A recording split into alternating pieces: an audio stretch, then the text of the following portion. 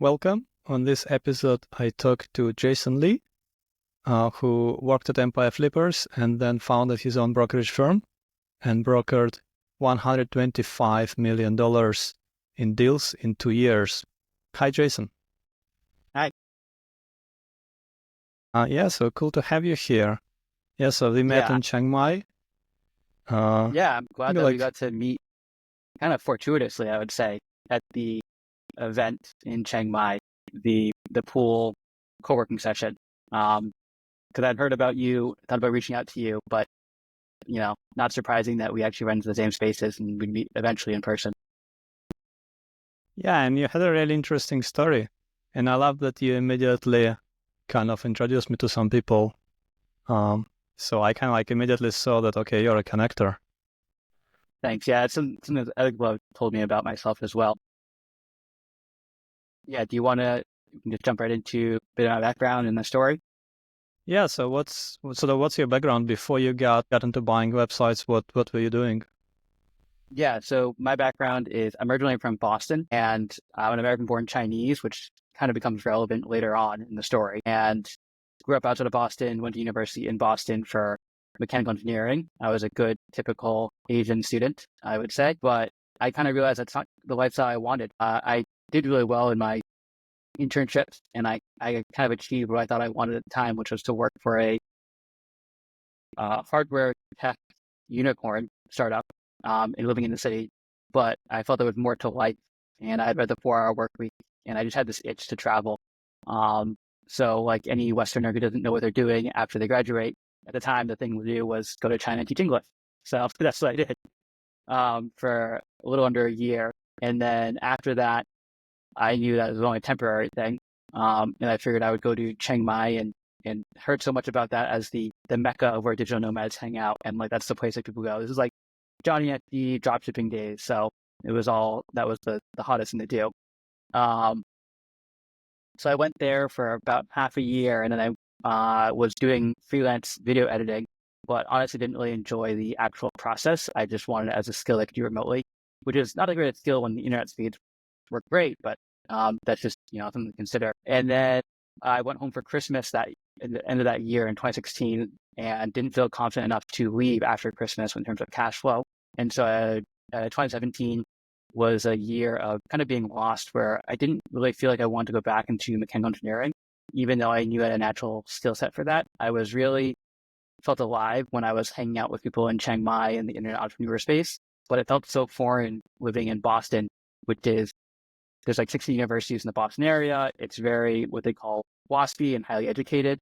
So like you're surrounded by people who are really, really smart, of course, but they just have a different concept of entrepreneurship and what they want with their life.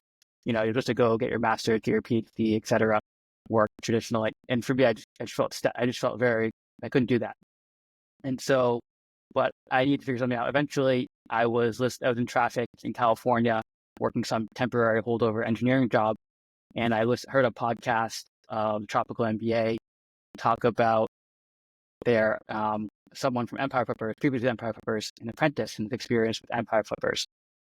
And this was the early days of dynamite jobs. And so I went to their website, saw that Empire Flippers was hiring for a position, actually 2 different positions. And I think they were hiring 3 people for each of the positions, and they were starting in January 2018. So I applied, and, at first my parents or my family was like, wait, you applied to this company that you only heard about through a podcast, and you have to pay for your own flight to fly to Medellin, Colombia. I was like, yeah, but they'll pay for like my housing and they'll pay me a small stipend. They're like, okay, if you lose your kidney, let us know and we'll fly you back to the States. They, of course, didn't think it was legit or real. I can't blame them for, thinking like that. And it was also hard to explain, what exactly I did to my parents. How do you make it explain like I'm 5 to my parents that this is a real thing? It's such a niche part of the world of the economy. And so, yeah, I interviewed with them, got offered a position, and then flew down to Colombia for 3 months. And I must say that was really that got me my break into the space. Before I'd always heard blogs about digital marketing, copywriting, do this, do that. But that was my first time really getting a high level view and exposure to online businesses, content websites, Amazon affiliate, web apps, people's random service business, like this face paint service business for parties. What else? Like Amazon business was hot. We didn't do too much software, but anyways, it was just like really good way to get behind the scenes of a lot of businesses. And I didn't know how to operate any of these businesses, but I could understand from a high level view, okay, most AliExpress dropshipping businesses at the time, they were very dependent on Facebook ads. And so the month-to-month earnings of that business could swing wildly depending on if they changed the algorithm or not. And then they were terrible assets that were hard to sell and no one would want to buy them, because if you had the skills to do it, why would you buy it? You would just do it yourself. Start one up and whipping up. And if you did buy it, like, you aren't gaining the skill necessarily to run the Facebook ads. So it was interesting seeing those then content sites and looking at the backlinks, looking at Amazon businesses, etc. So I really have to thank Empire Flippers for giving me my break in this space and helping me learn a lot about the landscape. And because I'd had such a bad 2017 or experience of not really knowing my direction, I knew that. So the way it worked was like the first 3 months we were trained in person in Colombia. Then we had like a 2-week retreat in the Philippines. So it became a month. I did a week at both ends of the month in the Philippines. And then after that, we were, as employees, free to work and live wherever we wanted to. Completely remote job.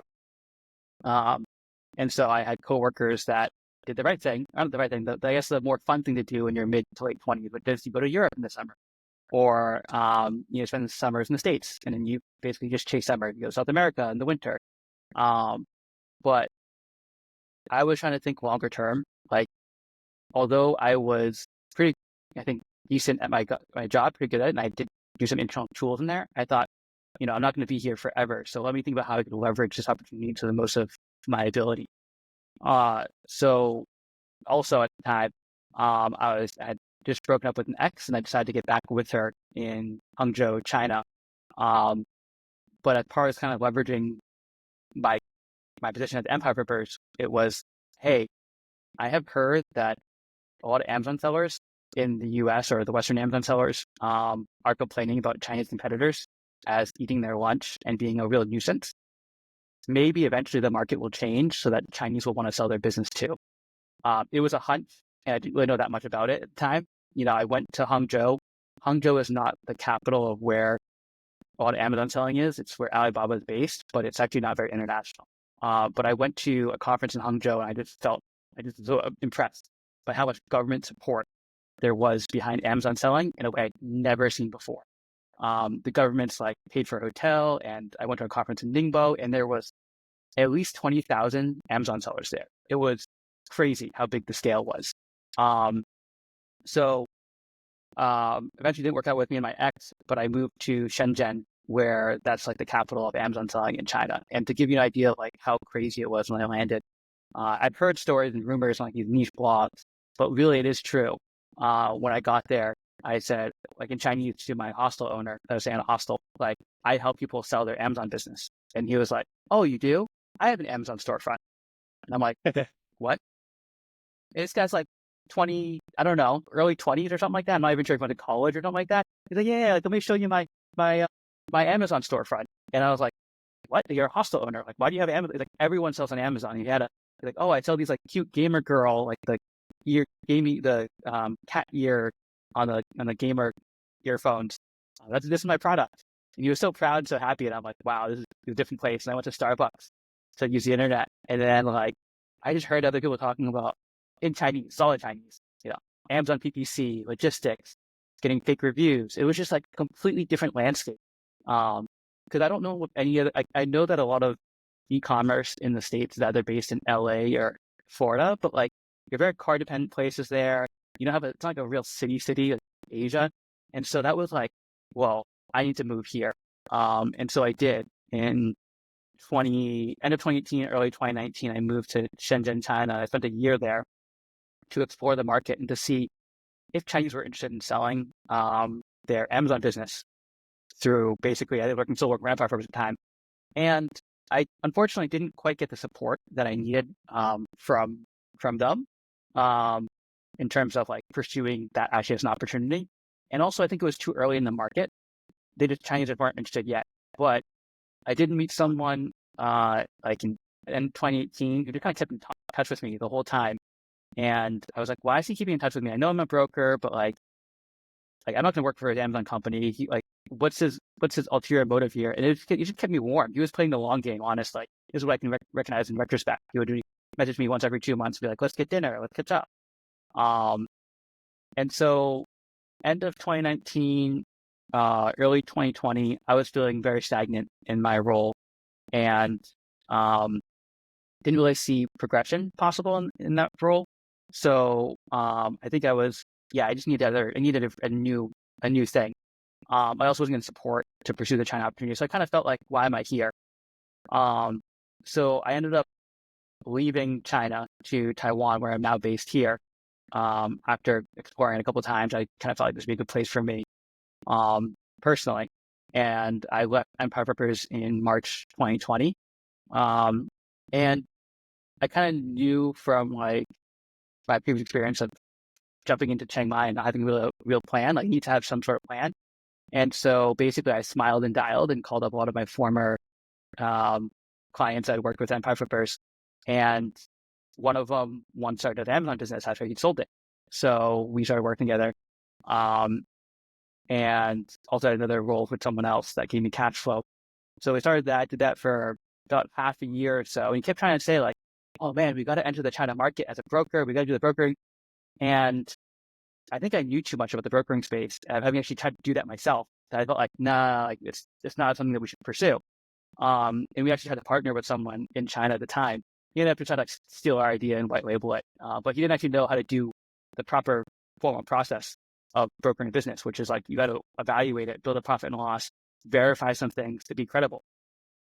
But anyways, so end of 2020 comes around. Actually, sorry, even before that, October, I kind of remember as a low period of my life, like looking on Facebook and seeing some of my high school friends, they were getting married, and on LinkedIn, I could see my university classmates who had stuck to the engineering degree and were moving up as supervisor, director of engineering or something. And I kind of asked myself, what am I doing here? I had this Amazon business. We were selling pizza stones, and I'm not making that much. And to live off the Amazon business is very difficult because you have the inventory issue and you had to put it next on inventory while also paying PPC. It was like, yeah. And I remember having dinner with some friends back in the States. And wow, Jason, you're doing the right thing. And like, you're traveling while you're young before you're having kids. And I was thinking like at the time, I was like, grass green on the other side here. Like, I kind of want what you want, which is you getting settled, having like sit on the way. But anyways, that was yeah, that was near the end of 2020. And then December 2020, that guy who was playing the long game, who I'd met at a brunch, who started the Amazon business around that time, he reached out to me. He said, hey, I know you used to be an Amazon business broker. I want to sell my Amazon business. Can you help me? And at first I thought I was going to refer him to Empire Flippers and just kind of and not have to deal with it, handle it. Because when you have a brokerage, you have, the buyers and the sellers, and you have a seller, but necessarily have the buyers. But the market had changed then, and there was all of the announcements on TechCrunch and other platforms about the rise of aggregators. And I had sold Angry Orange, which was one of the first businesses, to Thrasio. I was the betting person. So like I knew, but I didn't know there were other besides Thrasio at the time. But like I looked it up and I was like, oh, there actually is a whole list now. I can just like Google a list of buyers. So that solves one side of the marketplace. Now I got to find the sellers. And this guy came to me. So I can just sell it myself. I can just like email all these people, hey, I have a deal. And then like I know how to run their numbers because I know how to connect because I did before. But I didn't know the full process, to be honest. Like I knew some of the process. But my business partner for the Amazon business, who was a former client of Empire Flippers, he had been through the full process. So he knew about the how to actually migrate the business, because it's a very critical step, because you don't want to screw that up and then lose the whole deal and have this blow up on you the last second. So I said, hey, let's go 50-50 on this deal. And yeah, we did. He's like, oh yeah, sure, I'll use an extra $45,000. Like I could, yeah, it's not that much effort. And so we did that deal. And while we're still working on that deal, he found another client. And then eventually when I got paid for that first deal and I had $45K wire into my bank, which was like a huge sum of money to get wired, for the time, I could quit I had my other side job as an Amazon brand manager, besides the fact that I had my own Amazon business, because the Amazon business didn't live off like cash flow, but this other one I had cash flow from. So quit that because I calculated my burn rate that I had 1 year's worth of living expenses in Taiwan covered. And so I quit that and focused purely on the Amazon business that we had, not the brokerage business. But he found another client that we sold not very long after. And then our first client became our third client, or third sale. And then we kind of snowballed from there, scraped Amazon, hired our first employee at a WeWork, and I found her from a WeChat alumni group. I remember like me and my business partner, who I'd only met to, bring some more color to the story. I only met him in person twice. And it wasn't completely necessary. Like once was in Shenzhen because I was working on business, and the second time was like I was visiting my cousin in Hong Kong. And so, when we were hiring our first employee, it's like, okay, we need to look legit. Like, can you go to the WeWork and then like let's have a call and like, yeah, this is not like a scam because only like 2 owners, and then how is this a real business? But our first employee took a leap of faith with us, thankfully, and we created some systems to find sellers on Amazon, essentially scraping it and reaching out. There was reaching out on Amazon directly, storefront. We had a person who approached us who was an Amazon employee who was kind of corrupt, who could give us the direct contact information of people who had signed up. But it was like, you had to know who they were looking for. Like, you couldn't just be like, I want everyone who does this. Like, it wasn't that easy. But he ended up being a really bad mistake, which shouldn't be surprising, right? He's coming to you with like this dirty stuff. When you actually hire him, he doesn't work out. There's an entity search system in China. So any company, you can search their, as you get in the back end of Amazon, it says the company name and the address, whatever. You can take that company, you have to guess the Chinese characters if it's not actually Chinese characters itself. You can throw it into this entity search, and it'll give you the legal person behind it. And unlike the US, which has registered agents, or Wyoming, where you can hide this kind of information, in China, it's actually publicly disclosed. So we had a bunch of contact information from there too. When we cold called them, which we had business development people doing, they thought we were scammers. It took quite a while. We could also look at trademarks and see who the owners were, but sometimes it was obscured by lawyers. We ran webinars in Chinese and in China, and we had basically, people were like, "Are you legit?" They're like, "Yeah, talk to our former client who sold their business." And then, it was kind of the perfect alignment of stars at the time. Like the stars just aligned in a way that doesn't exist anymore, or can't quite exist in the same way. For one thing, on the demand side, because you have sellers and buyers. On the demand side, you had low interest rates in the U.S. from COVID stimulus. A bunch of aggregators who didn't really know what they're doing. To be frank, I remember I had one call with an aggregator, and they're like, "Hey, what's this number on this form?" And I was like, "An FN SKU? Like, that's a pretty critical thing. It's like someone buying a content site and not knowing what the domain rank or URL ranking means. Like that, just huh? Like I just knew it was. I was selling shovels, and it was a gold rush, and I needed to make it as much as possible. So demand side was really good because there just wasn't enough deals even on the Western market, because Chinese make up about half the third-party seller market on Amazon. But the hard thing about China is that it's all in Chinese, of course, and it's this whole different world and how they, multiple Amazon accounts, fake Amazon reviews. When I told people what I did in China, I help people sell the Amazon business, they thought I was helping them sell just open Amazon accounts so they could do whatever the heck they want to do. And it's like, no, I don't do that. I sell the actual, and the business itself, operations, the asset behind it. And so, and then on the supply side, all businesses were looking good because this pandemic lockdown, people are buying stuff, retail therapy. So numbers looking good. And then people wanted to buy, they're hungry. So it was just that two alignment was really good in terms of market timing. I know that I was the only one that did really well. I know the other brokers did really well during that period as well. But what was unique about my opportunity was the fact that I'm American-born Chinese. So when I spoke to these Western buyers, primarily Western, North American, Canadian, US, Canada, and Europe, being American-born Chinese, I have the face. I was third-generation Chinese-American, so I grew up speaking English at home, but I learned Chinese in China, and they don't really know how much, Chinese is really that legit. But, it plays really well into the image. I also know what the actual Amazon experience is like there in China. And then my business partner, he was Chinese, but had done university in the US, worked in the US, and then sold that business, as a former client. And so, and he was an entrepreneur. I think he's a really good CEO, and I'm a good COO. So personality-wise, we fit really well together. I think because he's from Shandong, China, he could actually speak the Chinese side, couldn't. But me as a native English speaker, I was the one reviewing the contracts, making sure that all the detailed important parts were covered. I'm not a lawyer by any means. I just have read a lot of APAs at this point to make my head hurt, and to look out for certain things. So that was kind of a perfect match, both in terms of the opportunity market-wise, but also we were positioned really, really well to take advantage of that. I was in Taiwan though, and he flew from Malaysia to Shenzhen to take advantage of the opportunity. So it was a really perfect alignment of stars.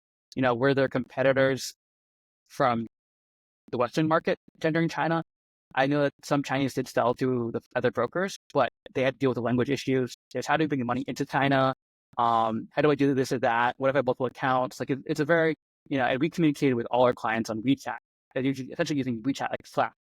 That's how we manage all the clients. And on the buyer side, we put it all on Google Drive. I didn't have a very fancy website. I had a very, very, very basic website. And people would be like, hey, I see on your website you have these listings, but it's not showing up on your Google Sheet. And I'm like, oh yeah, to actually make them connect and work, we actually need to do that. It's like, I'll just give me your email and add you to the Google Sheet as a viewer. It was really, really, really dirty and simple. My buyer list, or CRM, was a BCC list. And my SIMs, like my confidential information memorandums, were really basic Word documents. But that didn't really matter. I mean, demand was so high at that point. It's only with the critical information. And so from the Western broker side, they really know how to enter the China market and speak to them in their language, actually Chinese, and also like all the issues of Chinese businesses. For example, misclassification of APIS codes intentionally to avoid tariffs. We have to check for that. That affects the actual profit of the business. And then were there brokers or competitors from China? Yeah, those guys tried to steal our idea, but he didn't actually know how to properly vet and look at what good businesses are.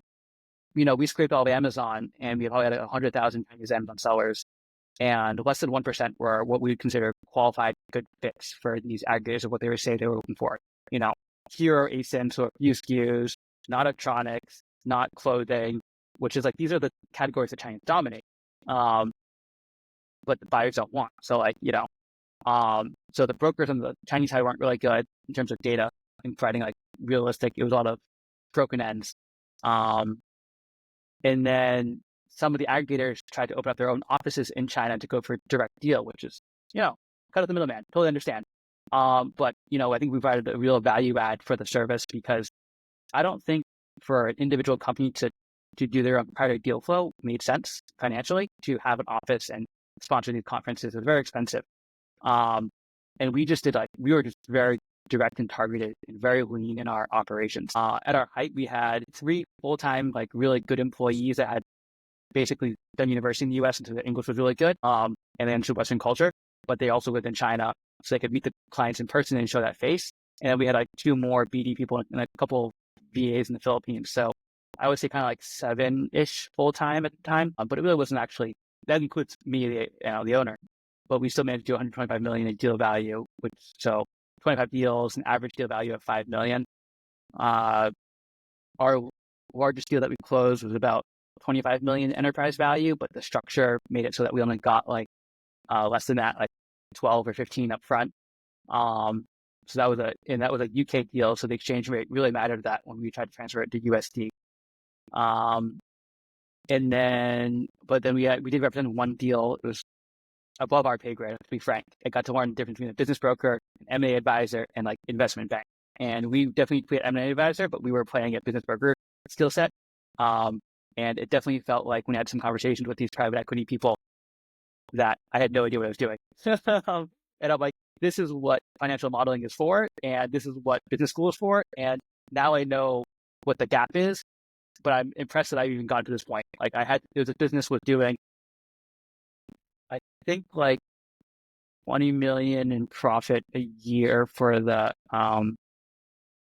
owner. He wanted to sell for 125 million so he could buy a jet.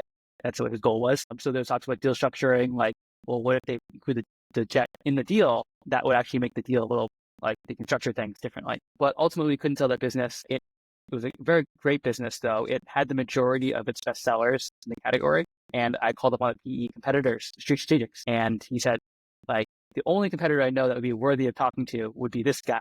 Now you're telling me that you're going to talk, you guys represent him? And I was like, yes. he's like, okay, let's talk.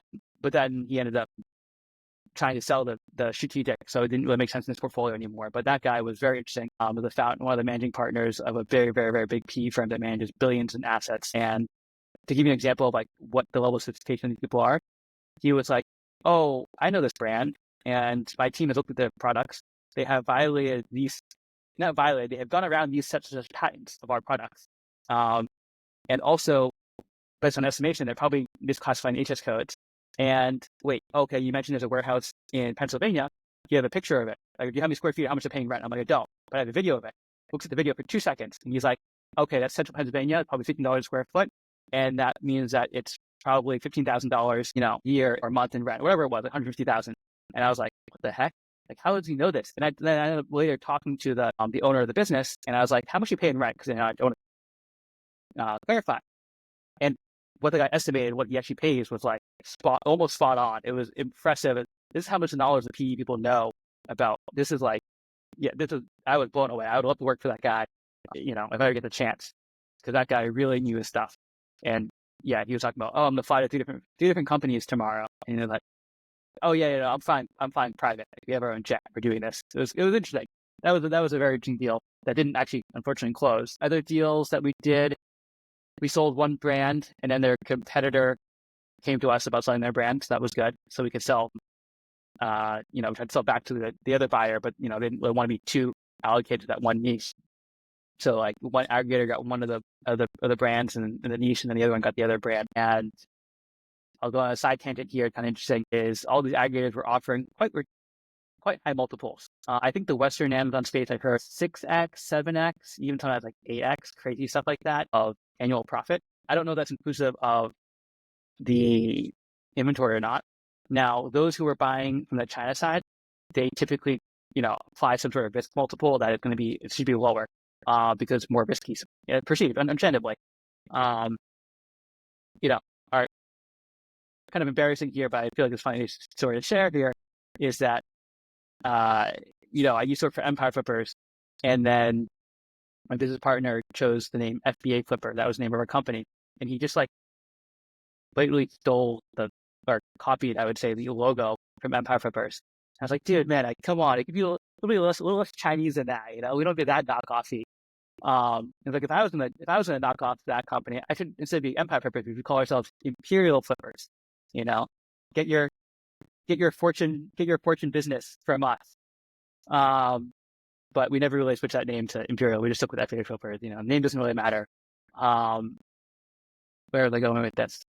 Deal evaluations multiple. So, I think maybe the most that we ever sold one was for like 5.5x maybe. But then the deal structure was only like 3 times up front, which is, now quite a lot.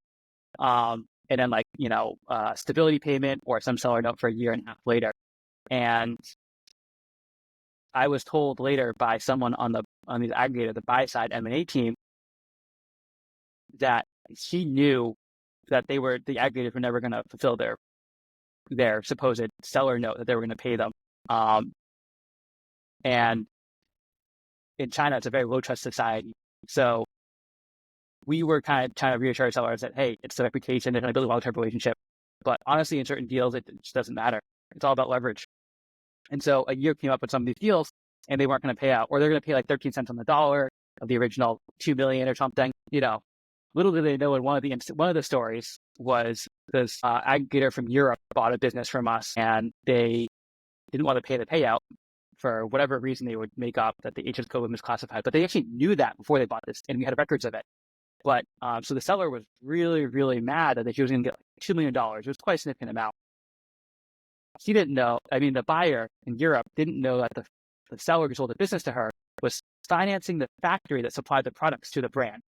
So when the buyer said, I'm not going to pay you the full amount, the seller told the factory, don't ship out products. Just like, I'm not going to finance. And then so, the buyer trying to get products into Amazon said, oh, wait, you are going to ship it out. You got me by the balls. And then they paid out. Another one was like the M&A team and the operations team are not necessarily the same teams in the aggregators. And the M&A team included the part of the sale of the purchase was the European account, which actually obviously makes sense. The whole brand, you need to transfer it. they didn't know that the European account was the master account. Because when you open up these Amazon accounts, you open up either North America or Europe, and then you open up the other marketplace. And that means that whatever you open first is essentially the master account. But they never transferred over or migrated the European account over to the buyer. That was because in Europe, you have to do know your customer and VAT registration. And if you don't have those set up perfectly and you transfer, you could just have the account closed. So you need to have that set up on the buy side properly before you can transfer it over. So they kind of more or less like the buyer bought the business, the US side had to transfer over to them, and they were managing the European side, but they weren't the owners on the European side. And payments were coming up due, and they're like, hey, we want the European side. Like, no. Like we really insist that we get the full payment before we transfer this account. And because it's the master account, the European one, and they didn't have the KYC register like aligned yet, or at the time the original deal signed didn't, and the buyer was trying to be like, hey, I'm not going to pay you, I'm going to pay you whatever, and the seller was really pissed at the renegotiated rate. She said, okay, if you want to do that, I can go nuclear on you. And she looked at the parent account, could kick the North American owners off their account, and held leverage over them. So they were locked out of this account that I already paid millions for. And it's actually a really good business. So the buyer took their bricks again, just like the other buyer, another one, and agreed to pay. And we put it all in escrow. You had to use escrow in this situation because you couldn't trust the buyer in any way. Found out escrow works in different ways in different countries. But anyways, those are my two most interesting stories of leverage in China. Some other ones, but those are the ones I find the most interesting. So it was end of 2020 with the first deal, or started the first deal. Didn't close until 2021. And by, I think May 2022, we'd already heard rumblings that the market was slowing down. But interestingly, I'd experienced Empire Flippers, and I knew that M&A is seasonal, interestingly enough, at least the online space. Q4 and Q1 are the busiest time of year of activity. And then Q3 and Q4, I don't know, summer, people are just off or something, and deals don't really happen as much. So I kind of expected that it would slow down over summer.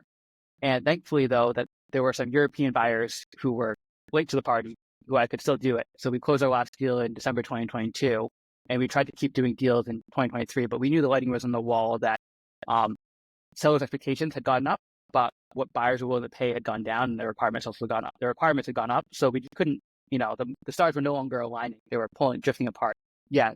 So in 2022 was our last deal. 2023, we tried to do a bit more deals, but nothing ever stuck. We tried to, instead of going after aggregators, try to go more individuals in the fragmented market of that. Didn't end up working out. So basically in early 2023, we kind of all started, we paid our employees their last payment, and we had a commission only, and I'm like, okay, we went our separate ways. And so 2023, I looked to buy a business in the US. The buy business, Cody Sanchez, although I don't want to say her name that much, but like really, I guess Walker Dybel buy then build. He is a legit resource. I was going to buy a business in Seattle and run it remotely. I had met someone in one of the communities who had done that. He lived in Cancun, but he operated a business in Philly and also New Jersey remotely. But with the time zone and what it would entail, sacrifice life wise, like it just didn't make sense for personal life reasons, because I just got married. I was gonna get married, and like we want to start a family, and the time limit on that. So I needed to make a choice, and ultimately chose not to buy a business in Seattle, even though I found a really good one.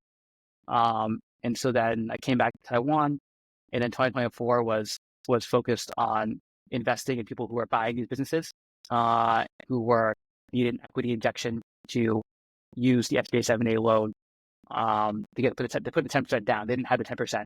So if they're buying $4 million business, they had to put down $400,000. Sometimes down $400,000, they go for outside investors to go in there and help them.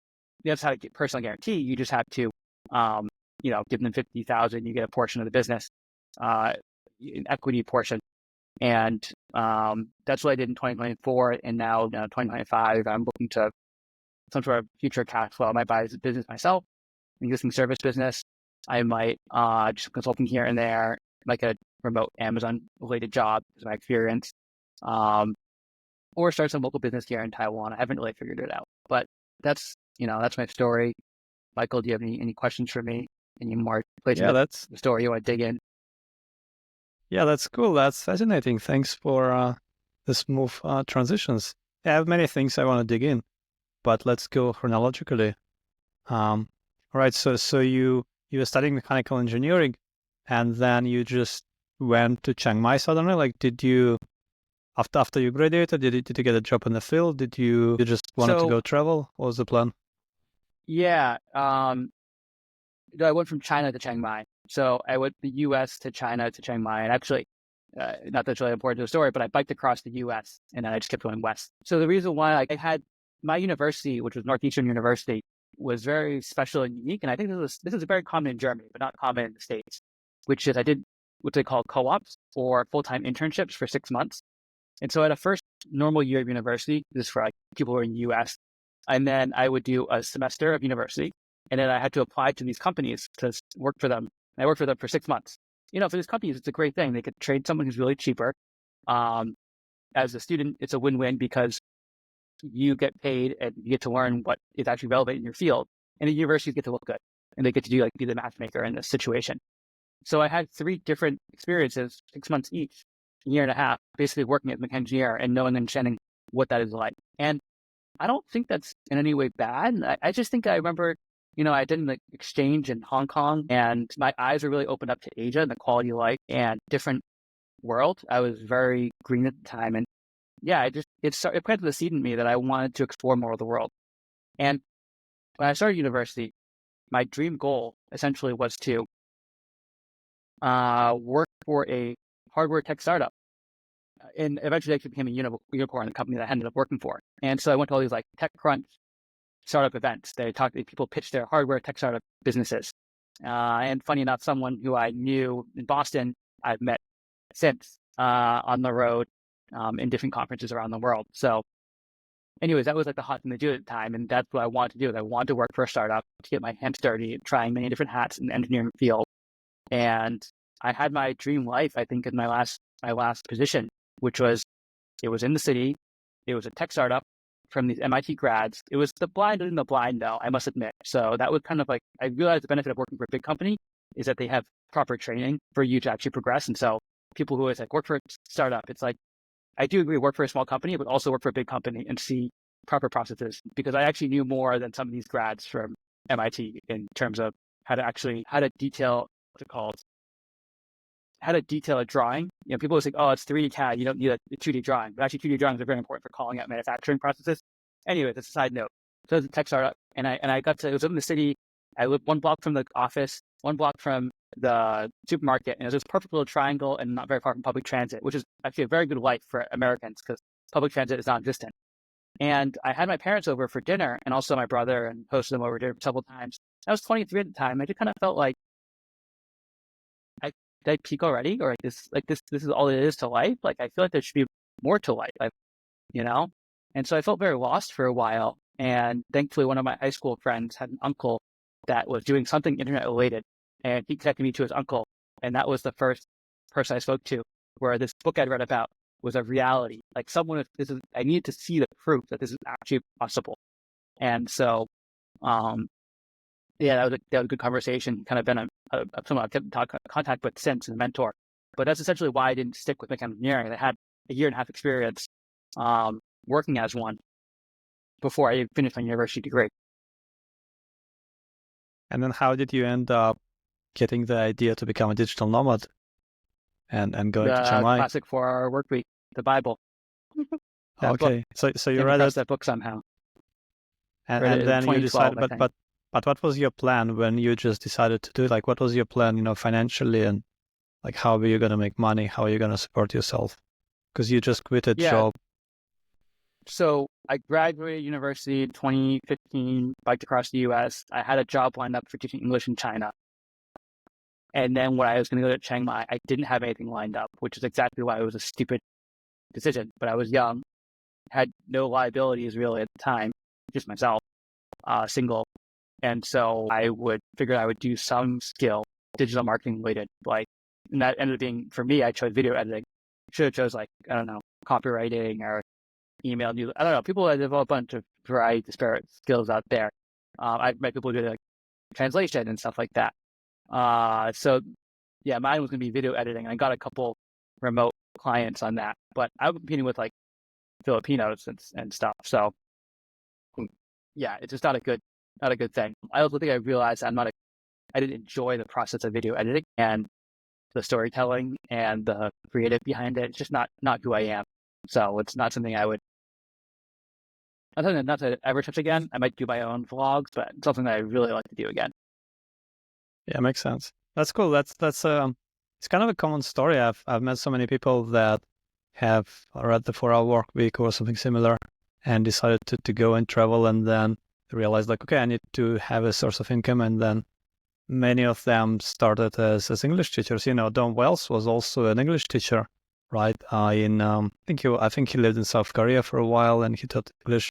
And then I think he also moved to Taipei after a while and got into working in the industry. And I've known quite a few people who sort of had a similar trajectory, which is quite interesting. And at some point, they got into online business and started trying different things.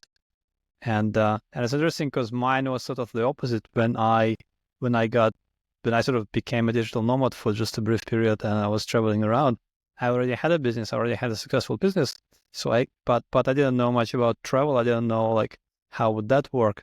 So it was interesting because like when I was traveling, I was kind of just fascinated by travel, but everybody just wanted to learn how to make money, and they were kind of struggling to start a business. And I was sort of coming to that from the other side. You did it the right way then. You did it the responsible, smart way. Digital nomad is a lifestyle. It is not a career. Yeah.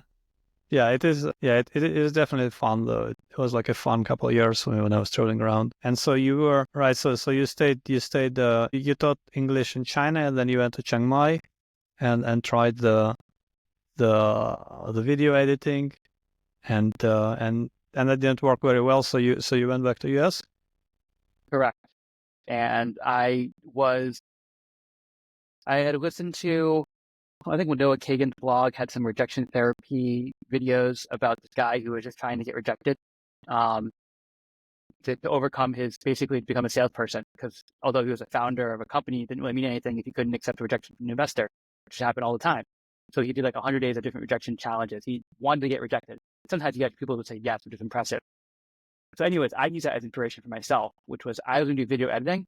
I'm going to approach video marketing firms in the Boston area, just cold walk in and see if they needed someone help with them. And I actually did get two people who said I think I read that book. I remember one of the things it had is like, go get a coffee and then ask for a 10% discount. Exactly. There would be like all kinds of like random tasks like that like nobody would ever do. That would be really weird and would kind of have people looking at you weird. And the idea is when you just get used to it, you can overcome it. Then you can solve things much better. Yeah. So I had these like two people who were kind of teaching me video editing and helping me do that, but I didn't just like, I think I just like do it from home and I go to their office. I didn't look comfortable with that. Like it was a very, not a great period. I was very lost. And I was trying to apply online, like on Indeed or LinkedIn for engineering jobs. But I was staying with my parents. My parents were, a godsend. I had my ex-girlfriend at the time was also really supportive. Like, I think people really aren't aware of how much especially my parents and the boomers are aware of how the internet has changed applying for a job. Like you can't just like walk in, especially when you're young, you don't have any connection. You haven't built up this. Yeah, I think as you get older, your network compounds and opportunities come to you because you move up, specialize. But when you're young and you're green, it's kind of hard for someone to take a bet on you. Also, when it's still difficult. So, my dad actually gave me a project to do some editing on, and the reason I got a temporary job was actually because I helped my cousin move out to California, and then my uncle in California, he was working or splitting an office with one of his friends that had a medical device company. They needed some sort of process test engineer. So I got to stay with my aunt, and they hired me for, I guess that's considered low salaries, even at the time in the Bay Area, like $72,000-$76,000 a year is not much, especially when you factor in taxes, cost of living, et cetera. But I could stay with my aunt, so things were lower. but that kind of gave me some job for several months. And that was supposed to be indefinite, but I was still actually applying for other jobs to get back together with my then ex, which was in jobs either for Apple in China and Shenzhen, or, I was listening to the TMBA podcast still too. And it just felt like, the people I met in Chiang Mai, was it real? Is this real? Like, you hear about it. Like, I knew I actually experienced, tasted it. It was just like, I don't know, it's like this forbidden fruit, because everyone else in my real world, my family background and what I'd spent investing some of my life in, like, just didn't understand this could be possible. And so, like, yeah, I've heard this podcast, I applied and everything. I still remember, like, I went to Colombia. My brother visited me in Medellin, and they were hosting a get together of other digital entrepreneurs. My brother was like, "Wait, there's this like all 4-hour work week people who have their own businesses and like do stuff online. It's actually like a thing. It's really here." And I'm like, "Yeah."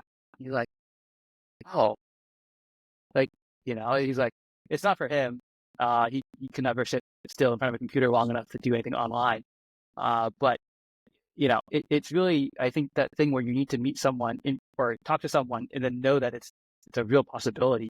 And then this is like 2018, 2016 times. So this is like, ever since COVID and remote work, like everyone knows what digital nomad now is, and remote employees. And it's not like as big of a thing, but like then it was, yeah.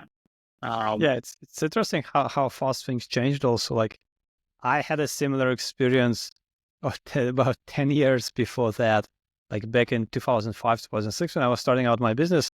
And I kind of heard somewhere that, okay, you can make money online, you can have an online business. But nobody was doing that. In 2004, 2005, nobody had a business. Like, nobody thought that could be serious. So, and I started making some good money after like a year into it, as a student living in Israel. Suddenly I got to making like $10,000 per month, $15,000 per month.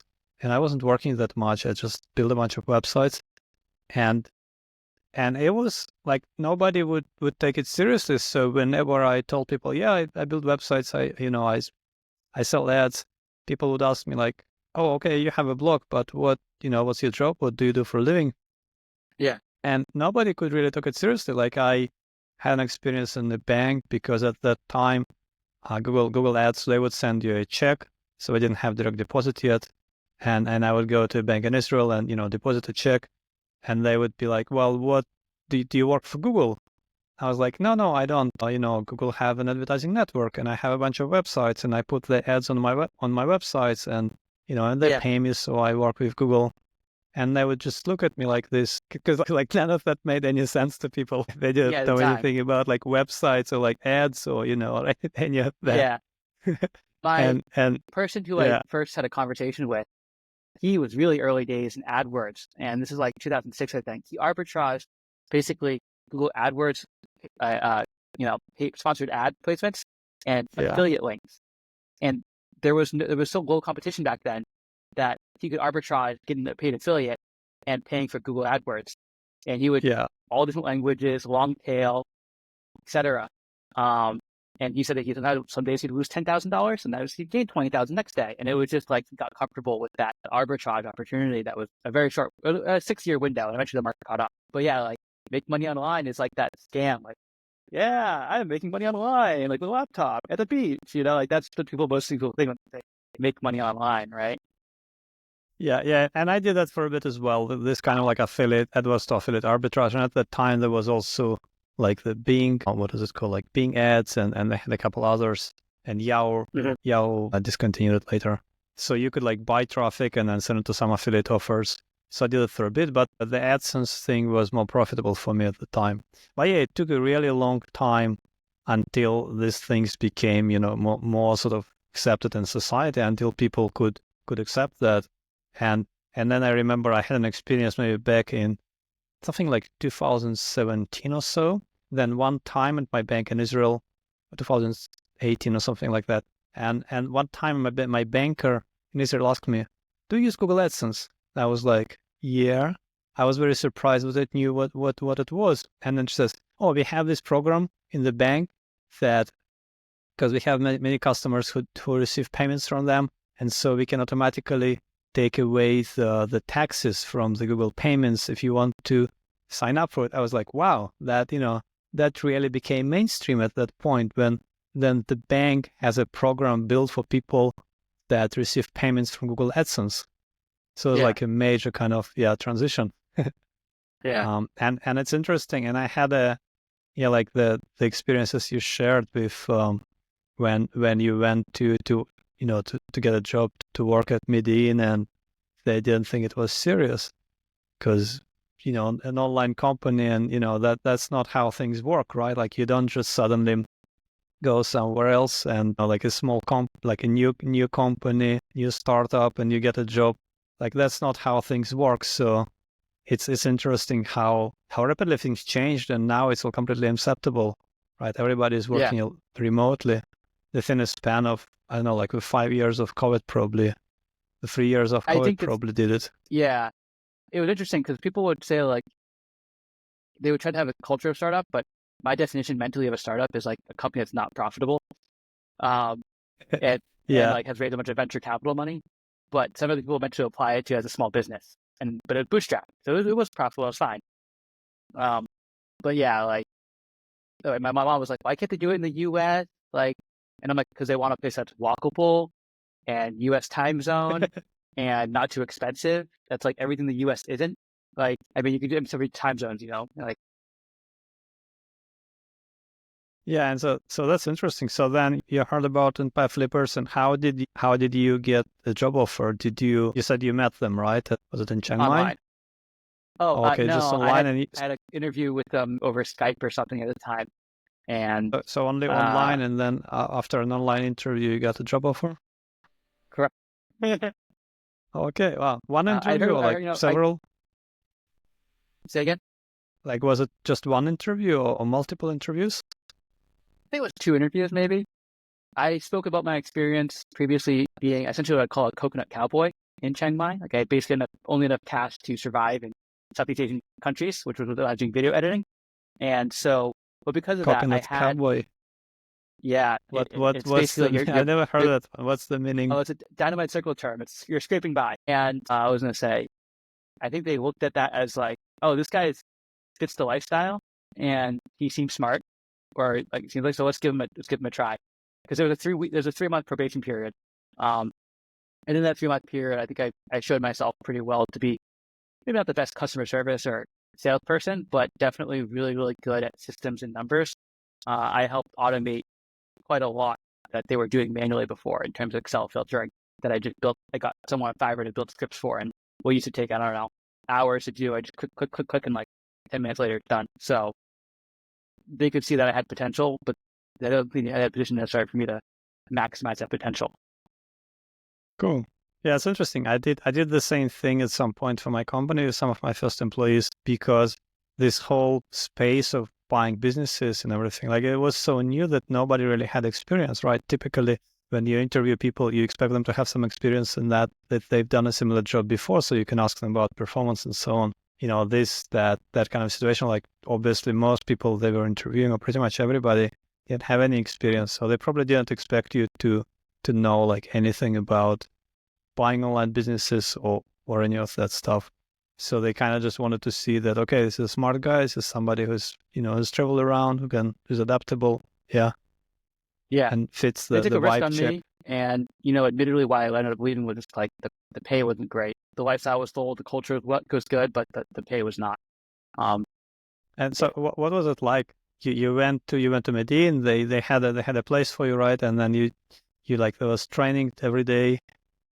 Yeah, it was an in-person office actually in Medellin. Was there a community there? Five other people, and there was a community of other digital online people I got to meet and hear and understand about them. And then, those 3 months were up, and then they would give us a bump in, supposed to give us a bump in pay, wasn't that much. And then I went and there was a team retreat in person in Boracay.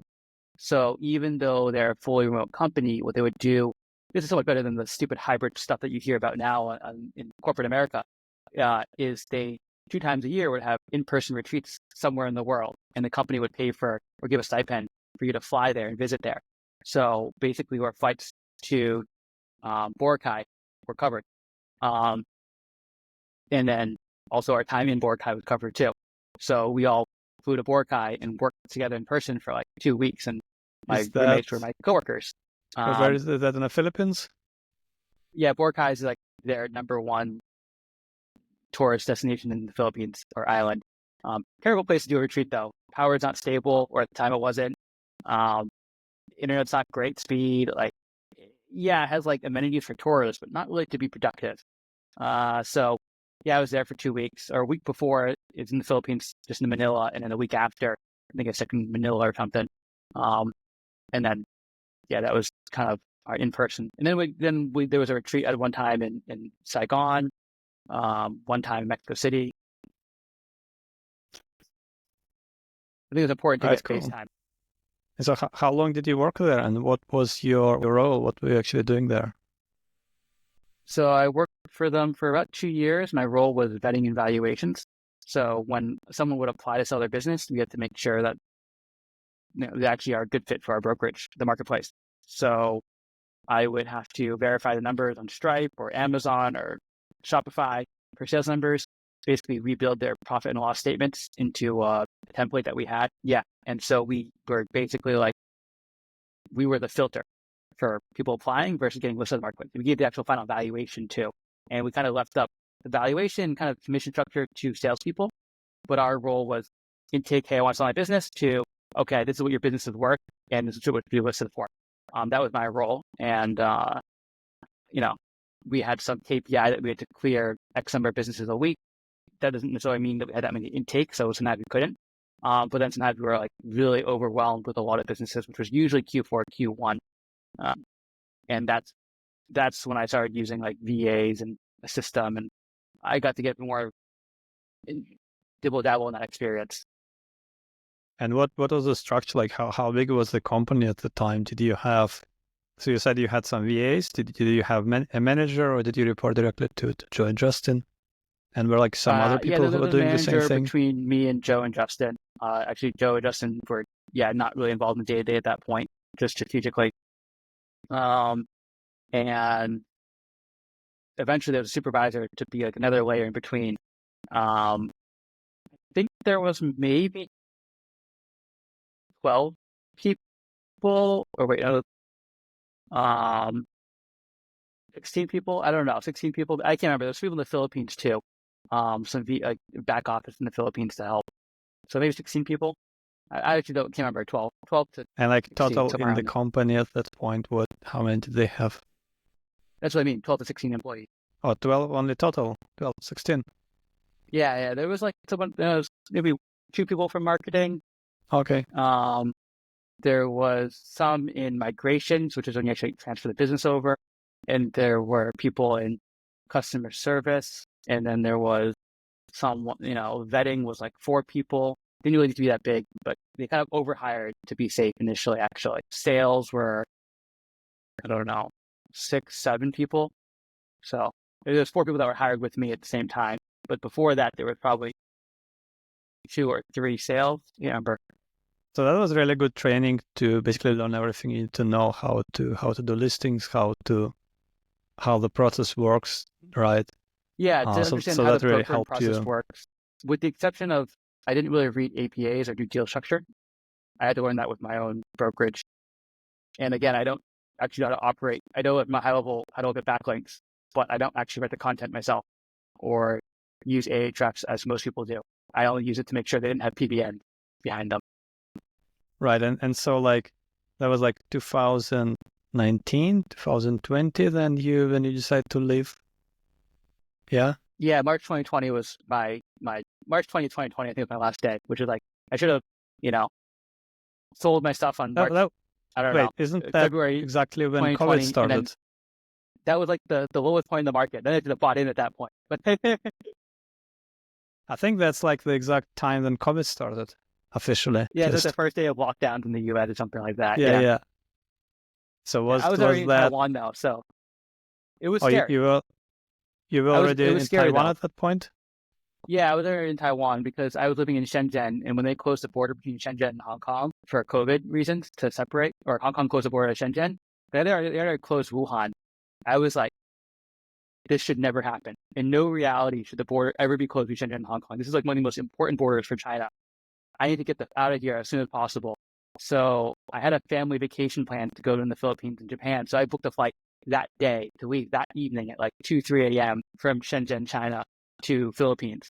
And thank God I did, because I got into the Philippines, I don't know, like 6 a.m. or something brutal flying. But then at 5 p.m. that day, they closed all flights between China and the Philippines. So I got out just in time. And then we did Philippines trip with family and then Japan together. And then they went back to the States. They actually brought masks to Asia thinking that, we don't need them. And then I decided to fly to Taiwan because I checked it out and I thought, okay, I'll try moving here. So, that was like February 2020. I moved to Taiwan. My last day was in March 2020. Then Empire Flipper. Okay, so you stayed in Taiwan, in Taipei through most of COVID. Yeah. It was great. Never walked down. They had experience with SARS. They're an island. Easy to secure the border when you're an island, right? So yeah, it was good. Yeah, I was in Copenhagen at the beginning of COVID, and then it was a little scary at first because there were lockdowns and you could not, like, you couldn't like, sometimes I would be like, I don't have any food, but everything is closed. Like I have to start planning, like, how do I, when can I go and buy some things and so on. It was a little bit weird, but then I came back to Chiang Mai and that was a great place to be during the lockdown as well. Like I was a little bit out of town and it's kind of, it was nice. No problems. It was actually like perfect because for me, it was also a good time to just take a break from everything, from like people and stuff and life and, busy life, and just Taiwan didn't take a relaxing. Break. It was great. PC exports are up, semiconductors are up. I went to like this electronic dance music festival or party, I should say, and people were like, is that like an old post from before, like an old video? Or are you posting it now? Like where in what reality are you living in the world? Like this is like my American friends were like that you can gather with like hundreds of people. And because so you didn't have any lockdowns in Taiwan? Nothing? Yeah, nothing. Oh, okay, cool. Yeah. Well, there was a brief period where they closed down for maybe a couple weeks, but they managed to reopen again. Like they were really good. Yeah, it was some crazy times. So that you started your agency in 21, right? So what did you do until then, and how did you get to that idea of starting to sell businesses? Yeah, that was I was doing an Amazon business selling pizza stones and standing desk mats with a former client of Empire Flippers. Okay, that was my Amazon business, and I was also an Amazon brand manager for someone, helping them sell like grow lights. That gave me the cash flow, and then I was starting the Amazon business. But once the brokerage business started taking off, it was kind of like, what are we doing with this Amazon business? Like it was like steady cash flow, but it was our steady business. But like we were making, we were clearing like $100K a month SDE. It was been crazy. So it was like, why am I bothering with this 10K a month thing? The 100K months was from what? From brokering businesses. Oh, okay. Oh, that was later. Yeah. Right. So that was after you. Okay. So that was later after you were doing, but before you were doing the Amazon business yourself. So that's great. So that gave you the experience to see how it all actually works, right? As an operator, to understand Amazon from a seller's because you have to have some. You can't really be a good broker, right? Like if you've never really done it by yourself even once, because you have to really understand how it works a little bit. Not like too much, but you have to. Cool. So you had that experience, and what's a pizza stone? Yeah. What's a pizza stone? It's this goes to show the consumer market in the U.S. is ridiculous. What you buy in niches and products. It's a stone you put in your oven that you preheat and bake it up, and then it's supposed to give you the crisp Italian pizza cake, like a wood brick or gas-fired oven. But is it just a regular stone, or is it made out of some special material? There's some stone that's like porous, and that's the version that are glazed, and we sold a glazed version. We sold a square version as opposed to a round version. Yeah, that sounds like a great niche, because you would probably have really good margins or something like that. At the time when it was like retail therapy and people were just cooking at home, yes. But we ran out of stock and we didn't restock it because we got our minds were distracted. We tried to re-enter it later, like 2022, and we couldn't actually sell it. It would re-rank. It was really really good to show the difference in Amazon traffic that existed. Yeah, I think these kind of products are probably really the best bets It's just like a very, very kind of rare things that people use for some sort of hobbies or, something fancy that would have really high margins, that there is not as much competition. I found that the average lifetime, the average value of an Amazon business is about 2 years. Like, what does it from mean? when people Average start it, value, like people sell it, it's about 2 years. It peaks at so that before point. it crashes? Before it starts going sideways and then maybe down over time. Right. And is that the case? But is that the case for this type of niche businesses, or is it kind of more or less for everything, you think? That's for every what Amazon business? I've seen generally. Like, you need to gain the skill of launching new products on Amazon, which I think that's the whole wrong thing with the Amazon, the aggregator Oh, you mean model. one product, right? So one product stays for 2 years, right? So if you keep launching new products, if you don't learn that, so if you're an aggregator, you're buying an existing business, you haven't learned that skill. That's so important. Right. Okay. And so all these Chinese sellers, they would launch products every quite often, right?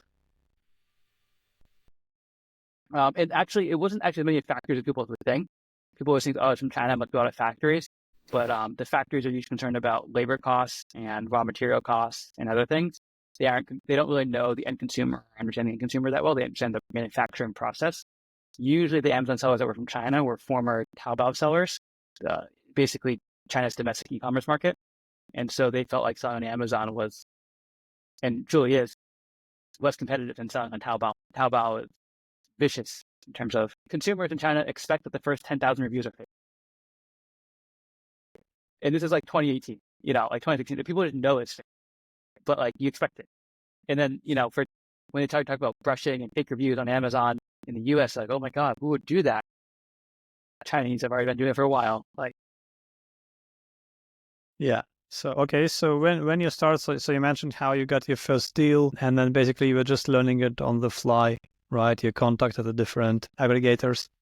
And so what was the process like for the aggregators when you already had some contacts? Was there some bureaucracy involved? Did you have to talk to different people, wait, figure out the decision-making process, wait for a while, or was it more straightforward? Yeah, usually they had an M&A team or M&A person and an opening call with them to understand, what they're looking for as a business, how much capital they had to deploy, what they're looking for as ideal businesses.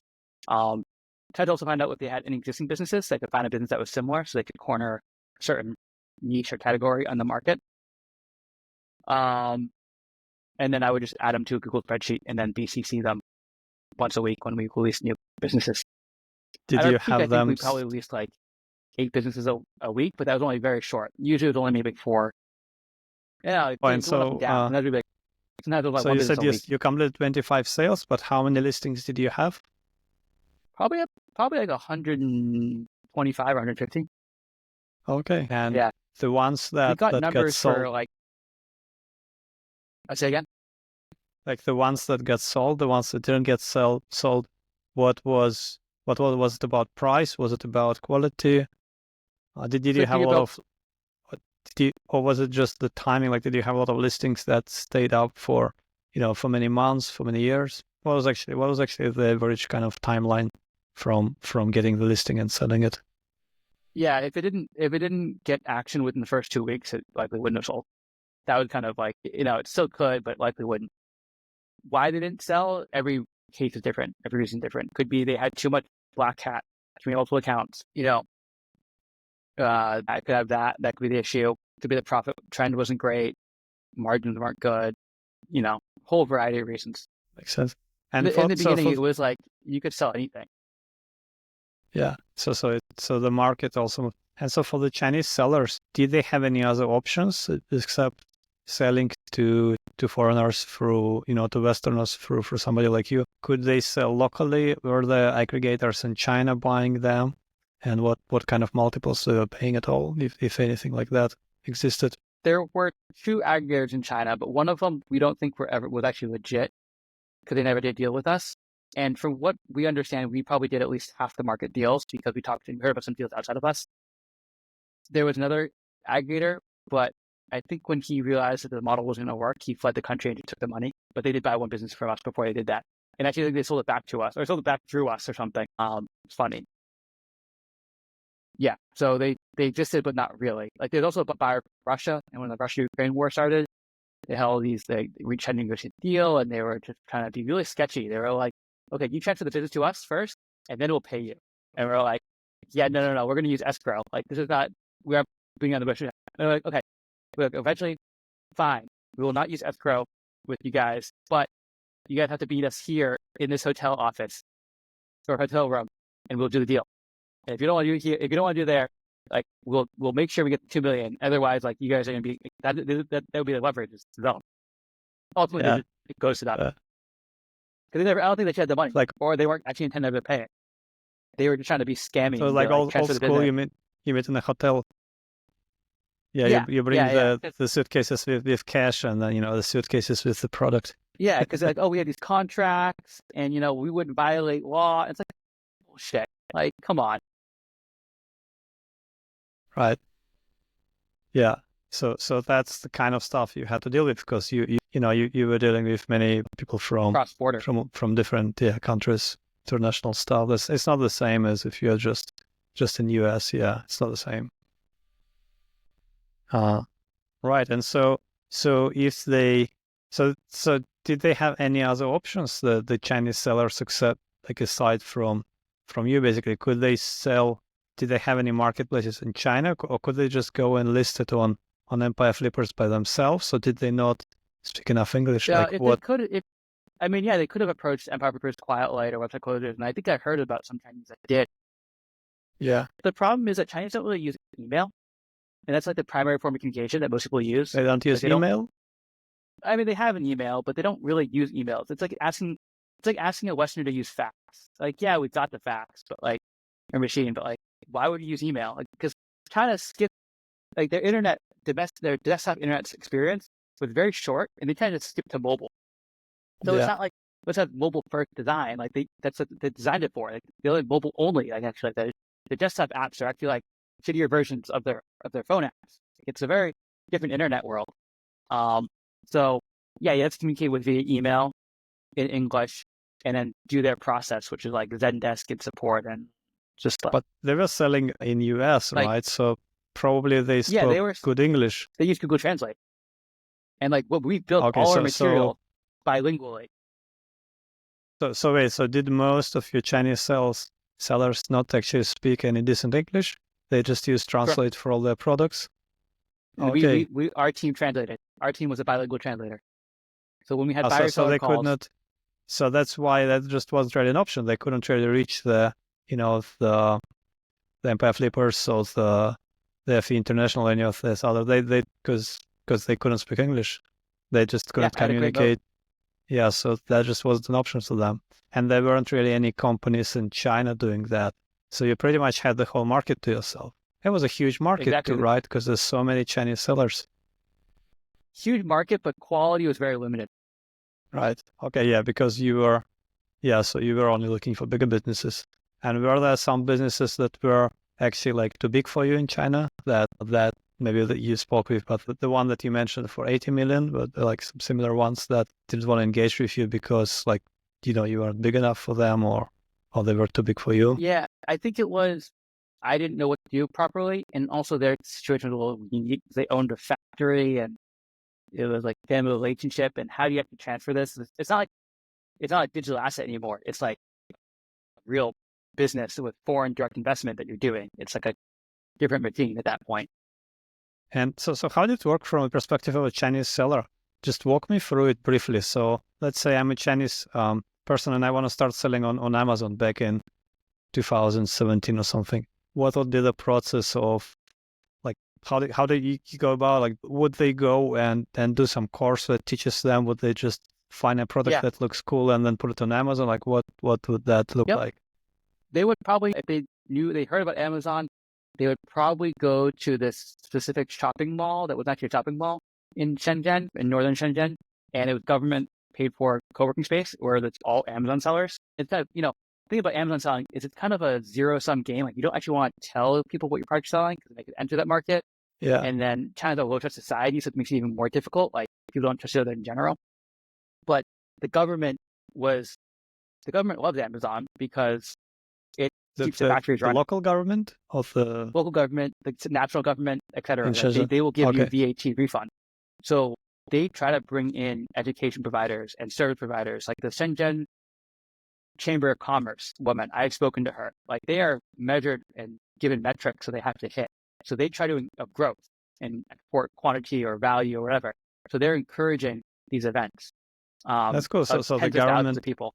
sets up events to get people together and teach them how to sell on Amazon. So the government is actually kind of facilitating that, making it easier for them also to get all the tools, get all the knowledge. Okay, that's cool. Yeah.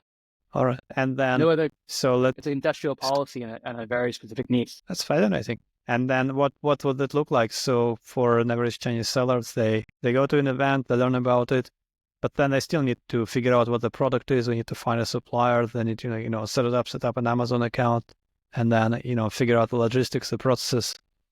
Yeah, and that's why the most successful Amazon sellers were former Taobao sellers, because they've already done that before. Yeah, but it was applying it to a different, marketplace, different country. And how long did it usually take them to? Do you know some statistics? Like how long would it take them to start making some profits, and like what percentage of them were actually successful or not? Would it be something I'm that sure only majority just churns through? so from like 100 people in China who tried it at that time, would only a couple become really successful and profitable, or would Yeah, I'm just spitting numbers out here. I don't actually have actual knowledge, because this is, Amazon themselves, when they encourage people, this is information they would know that I don't actually know. But to give you an idea, it's like one of my former roommates in China, who was a tour guide, wanted to start selling on Amazon. I think that maybe if 100 people started selling on Amazon or tried to start selling on Amazon, maybe 10 would make it past the first year, or 15 would make it past the first year. And how many would keep going, to be profitable? I don't know. But like China, it's Shenzhen alone is 15 million people. But it's interesting. I remember in Chiang Mai, I met a few people that they've never done anything online. I think they were also like English teachers or doing some odd jobs like that. And then they just took a course on how to sell on Amazon, and then they did it, and then it worked. And then they sold their business for like $500,000, $1 million. And to me, that was just surprising, because I'm kind of used to courses not being very good in general.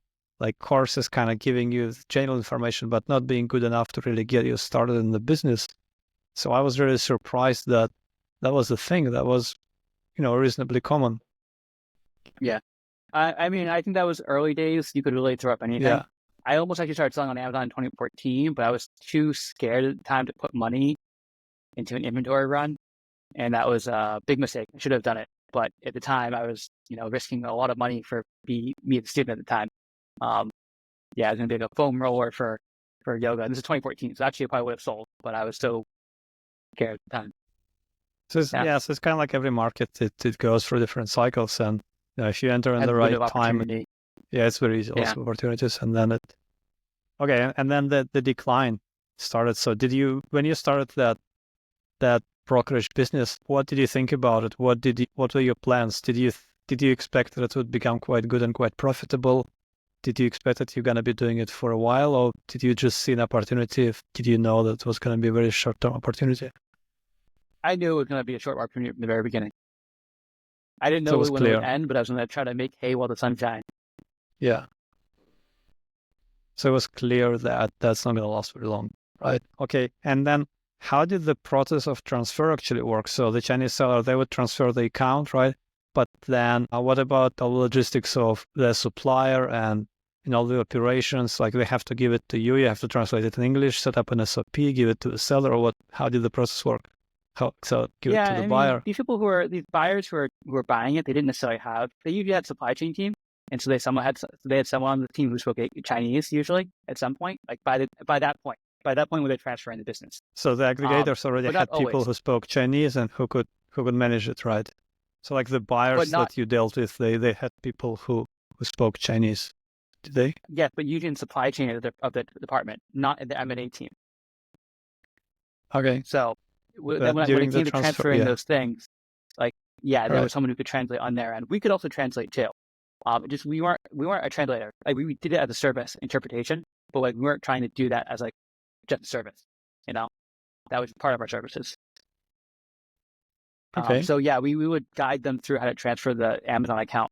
We would be a joint Zoom call with 3 parties, but our team, the the buyer and the seller, and we'd walk them through in Chinese, transfer out this information from English, blah, blah, blah, get this OTP code or whatever. And would you use escrow.com or what did you usually use? Oh God, no, escrow.com is so expensive. We found a couple law firms in Florida that would do it, a flat fees. So it'd be like $1,500 per. What? Are they like big escrow firms online or was it just illegal? No, they were law firms that would do escrow as a side service. But they were usually law firms from the buyers, and then one of them used another law firm for the escrow. So did people just send money to that law firm's account and then the law firms distributed it? Correct. Okay. And did they were they really big law firms that were very trustworthy, or what made it convenient both for buyers and sellers? Yeah. The sellers didn't necessarily know who they were, but they had an account. The sellers, we told them to open up an account in Hong Kong to get the money through. Hong Kong has a special relationship with China, and then usually there's capital controls in China. So how you can move money across the border, you have to work with these cross-border payment companies like Air Wallets and Payoneer. These are things that I think Western television don't have to deal with, but Chinese have to deal with. So we knew who they were, and we told them to open an account in Hong Kong so they could bring the money back. If they wanted to, or they could keep it in Hong Kong. So how did it actually work? So Florida escrow wired. So if you want to send, like $10 million to your seller in China, how did you actually do it? We'd send it to Hong Kong. So you would tell them, okay, go open an account in Hong Kong, and then you just wire transfer from the law firm. And if they needed help with that, we knew someone to help us with that. Okay, and then what did they do after? Did they bring it from Hong Kong to China somehow? If they wanted to, but usually you don't want to move your money into China. Move it the other way out. So they didn't have to pay any taxes in China if they didn't report it, right? Or did they? Yeah, they didn't have to pay taxes. And the reason why I don't move it into China, because you can't move it out. You can only move it in. They have capital controls to limit to $50,000 per person per year. That's nothing. Yeah. So I've heard of that. If they want to move it in, it's really easy to find people who want USD outside, so you can do a transfer wise between people you know. But then Hong Kong is also part of China now, so isn't? Yeah, but not in the banking system. Okay, so that still works like that now, right? So people. I think so. The capital controls, are they still the same? Yeah. Okay. Yeah, there's still between China and Hong Kong, there's still capital controls. But if you're in Hong Kong, you're okay. Yeah, it's interesting because you never really realize that that's a thing until you start dealing with this kind of stuff. Because we are used to something very different in US and in the West. Yeah. Right. Cool. So escrow.com is a bit expensive, I guess. Their fees are usually about 1%, right? So that's a bit too high. That makes sense. And then was it easy to set it up? To get the sellers to trust you to transfer their business before basically they get the money, trusting the law firm and trusting you that you are going to send it? Was it difficult? Trust is a very difficult thing to come by in China. That's why we had to have an in-person office, and we had a team and references to previous sellers who had successfully sold their businesses with us. Yeah. So you had an office in China, and the employees that you hired, what did they do? Did they do research and talk to the sellers? Yeah, we had a salesperson. We had someone who did numbers calculations. Yeah, someone who would visit clients' offices. We would connect. People want references, so we connect them to our former clients who successfully sold. So that was legit. We tried doing some sponsored posts on WeChat, but they weren't really actually that effective. Yeah. So you mentioned that you scraped all the Amazon listings, and you also had some Amazon employee who supplied you some information. So, I want to hear more about that. How did you manage to scrape the contacts of those sellers? Because I think even now that's quite a challenge. And how did you come across that? Firm to do the scraping, and I just wanted the output in Excel. Okay. And they had to deal with the issues of bots and virtual private servers to get around IP blocking, and I don't know. But how do you find the contact information? Because they're not really listed in the products, in the accounts. You don't Oh really no, on the find back end there is listed what the company name is and the Chinese legal entity. And then you can take that Chinese legal entity name and you can put into entity search in China. I couldn't use that software, that website actually, because it's only like China's weird where it's like certain websites only work if you're in China. So sometimes I wish I could VPN into China, but my employees could use that website. So that's quite a bit of effort then to get through to. It's like data brokering and like data merging. Yeah. And you said 100,000 listings you got, right? Well, was it expensive? Storefronts, not listings. Okay, storefronts. And then how many contacts did you manage to get? Well, we then filtered. We basically got like 5 virtual assistants going through every single storefront and making sure they qualified, because we have limited resources to actually search these contacts. Not everyone's qualified. So we would have them rank it from not qualified, low qualified, maybe medium to high priority. Like, these are definitely amazing businesses. And then of those, we reach out to, and then some portion of those actually want to sell at that moment.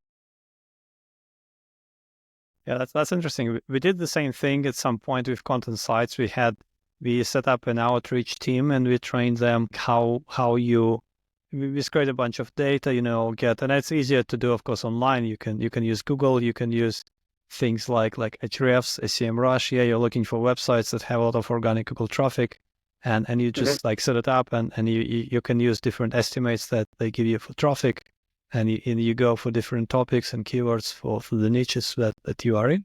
And then that's what we've done as well. We got a big list, and then we had people contacting them privately, contacting them for email, sometimes even calling them. And but it didn't work very well with content sites. But we wanted to buy them directly, right? You wanted to broker them. So it's a bit different. But I think it's all about the saturation, because nobody else was doing it, right? Like, nobody else was doing what you were doing. So how did they usually respond? Were they like, who is this? What is this about? What's going on? Or were they interested mostly? Most of the time, it took a while. We had to run webinars to get them to believe us, meet us in person. Sometimes they'd fly or take a train to visit our office to make sure we were legit, meet the other previous sellers who sold their business and be like, yeah, here's my bank account. Like, this is I did actually receive the money, like screenshots before and after. It was the trust building is probably the hard thing. I'm kind of curious for content sites. Do you know how much they're earning? Like, you can get traffic volumes, but how do you know? And I guess the niche, so you can guesstimate a PPC value. But it's kind of like what you said about the guy with the warehouse, right? He looked at the video. So it's kind of similar. Like, I would look at the website. I have a pretty good idea of what kind of RPM you get in each niche. If it's AdSense or if it's affiliates, I have a pretty good idea of what the conversion is. I can quickly do the math in my head, and I can get a pretty good estimate of what the traffic is. So and after you do it over 1,000 websites, thousands of websites, you just kind of know it. And but still there is it's rare it's rare to get it very accurately. Like, usually you would be somewhere in the ballpark, because there is still a lot of variance, right? Let's say the click-through rates, the RPM rates, the sales rates, the commissions they're getting, because everything could vary a lot. Yeah, but what I'm trying to say is that there is no tool. Like, I could just use Jungle Scout and have that tell me the estimator. But like, how Jungle Scout gets their data and estimates, like, that is their secret sauce. And so I'm kind of asking, there's no tool for content sites where you could be like, this makes this much money. Well, there are tools, but they're just estimates. So we used Ahrefs, and it gives you an estimate of how much traffic it has and what's the value of the traffic. But it's very kind of, it's not very accurate. So what we did is we had kind of a ballpark that would be the minimum for us that made it interesting for us. And we kind of more or less saw that, okay, this is the traffic estimate that generally, makes it interesting for us in that niche. And so that's the minimum we would be looking for. And so that way we can filter things. And then and then we'd be looking at a bunch of other metrics to see. And then also it would be kind of step by step, right? So we would be sending out, we were using all kinds of tools to send emails and I forget the names of them now, but there is all these tools that let you kind of send large volume of emails, right? And then data and then you would brokers, email see, merge. right, yeah, like that. And then so you do some basic research at first to see that, okay, this is maybe potentially interesting. And then you look at the people who respond, and then you kind of start looking deeper, okay? And then you can also ask them some questions like what is the revenue and things like that. So it's kind of step-by-step process. And so our due diligence was also like that, always kind of step-by-step as you get closer to in that negotiating phase in the discussions then you want to go deeper into due diligence. But for you, it's probably easier, right? Like in Amazon, if you have access, like you had access to the data, right? Like what kind of data could you get access? If they were really interested in selling, we would sign an agreement that they would, that we would, hold their data in privacy, and then we would get their Excel spreadsheet CSV exports directly from Amazon, and then crunch them, because the way you value an Amazon business is based on the active SKUs that are being sold at the moment. You don't really count the ones that tried and didn't continue. So we had to filter for that. Yeah, and that's kind of an expertise I built up at Empire Flippers. So how did you make sure, like what did you do for due diligence? Because, these are Chinese sellers. So you want to make sure that the numbers are correct. How do you confirm that they're actually selling as much as they say they do?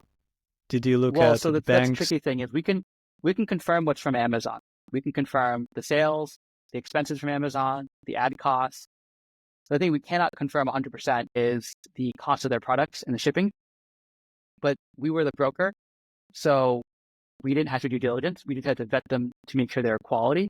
And then the buyers, when they were doing it, they would look at the actual invoices. They would find someone in supply chain and be like, "Can you find me the price for these products?" And they would corroborate that this price is legit. They would talk to other factories and be like, "Is this a legit price?" Okay, very good. So you didn't have to do very deep due diligence, just to make sure that it's legit, and then the buyers would go and look deeper into it. That makes sense. Yeah. Cool. And so what's the story with that Amazon employee that you mentioned who wanted to sell you some data against their regulations? He wanted to join this aggregator wave essentially, and he was kind of done with the Amazon. And he still had like a month left that he would intend to use there to give us access to data. He approached us with this, and he tried to actually approach Thrasio and someone else first, but they kind of rejected him. But we decided to take a chance on it, and he could give us, the phone numbers and emails of the seller themselves who registered. So like it wasn't like the guesstimating from entity search with a registered agent or a legal person that you're hiding behind. It was like the direct person. Okay. But it didn't really lead to that. It wasn't actually that useful. It didn't actually lead to as much as we thought it was, because I think we hadn't figured out the system on filtering yet for these are the targets that we directly. Did you give like all the listings, or how many did he give you? He probably gave us like 200 or 300 contacts. Oh, that's not many. Yeah, because he had to individually search them. Like he had to. Okay. And he was like still kind of working for them. Like there was a lot of conditions around it. Because remember, even though we had 100,000, he's not going to spend. He can't spend 100. He can't look to 100,000 contacts. Yeah. And that would take a long time. And Amazon's actually monitoring his logins and stuff, so he can't like just click export. Like there's nuance to it. Okay. But we eventually had to fire him because even though he went out of time with Amazon, we thought he was going to be a really good salesperson or he just interviewed very well or like really good calculating numbers, but he had a really bad cultural fit. We allowed people to, we worked from the office in China. I work from here in Shenzhen, in Taiwan. But he would not show up to the office, or he would like show up for briefly and then like, what do you do? What do you get done? He was like, he'd like make up stuff and be like that shouldn't have taken that long. So we had to fire him. Yeah, that happens. All right. Okay, cool. And so when you said that like in 2023, basically the sales had dried up by then, yeah? And so you started to kind of scale back. And have you ever considered selling the agency during that time or before that? Have you ever looked into it? Was that a possibility? The brokerage agency? If I could have, it would have been great. But no, there was no one who was interested in buying it because it was very hard, unique. I mean, we built a team, so it would kind of not do the day-to-day. So it could have been considered an asset, but I didn't even know that Empire Flipper tried to sell a portion of their brokerage and they weren't able to. A brokerage is not really something that it's not really something that's transferable very easily. Yeah, so, well, I did sell our brokerage agency, the Deal Flow Brokerage. I sold, I think, back in 2021. Yeah, back in 2021, and we got a pretty good price actually. Yeah. By that time, it wasn't profitable anymore.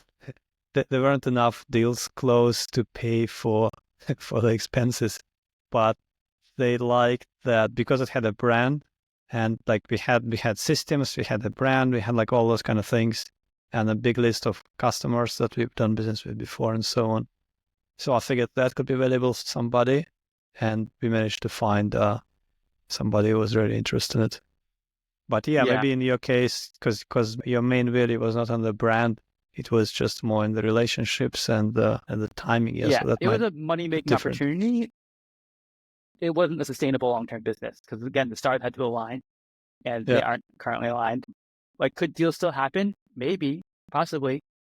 It would be a lot of effort to get one deal.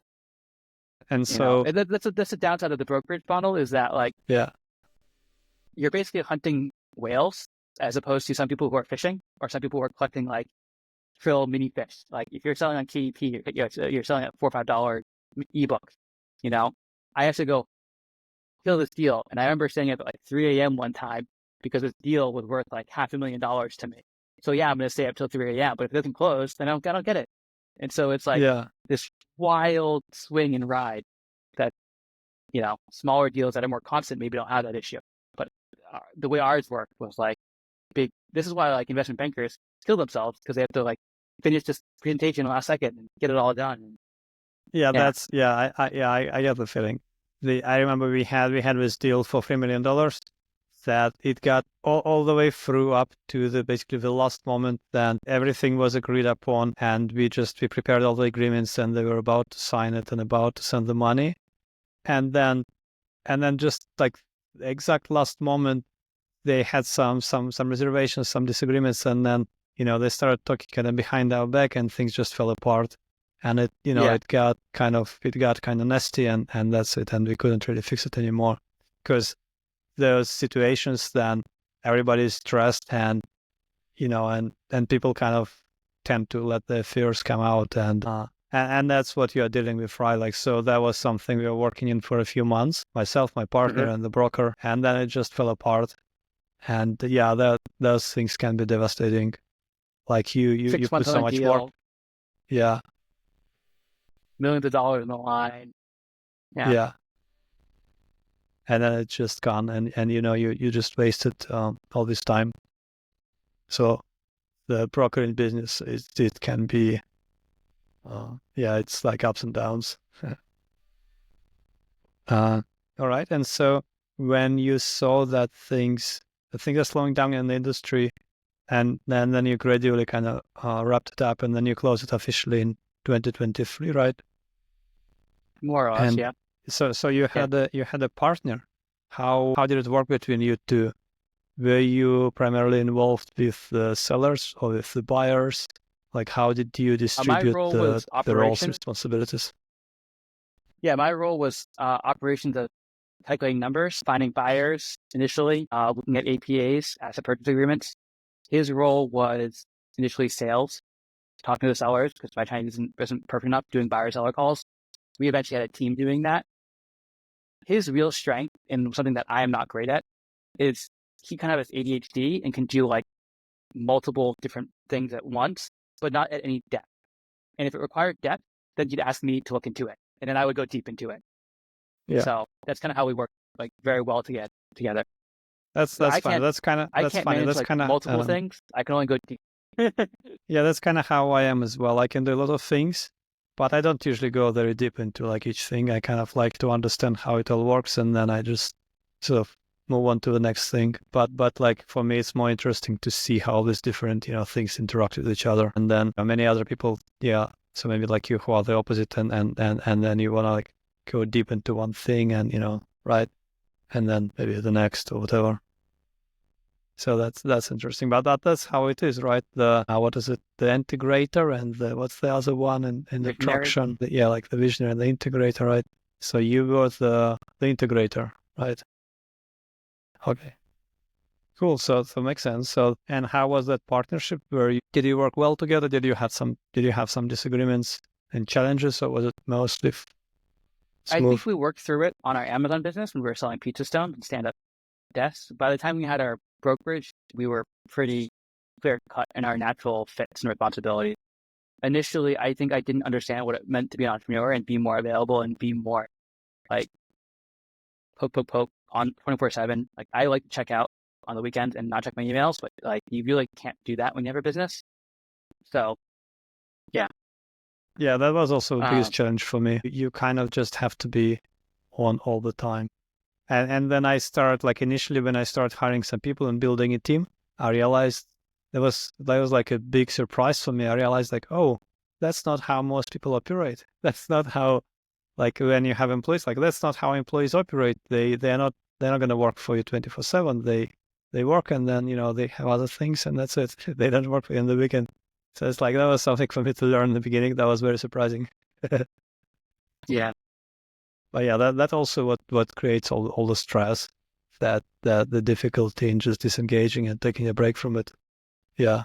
I would say our employees were great. Before we hired them, we had some expectation that because of time zones, they maybe had to check their emails like late at night or be up late for a call.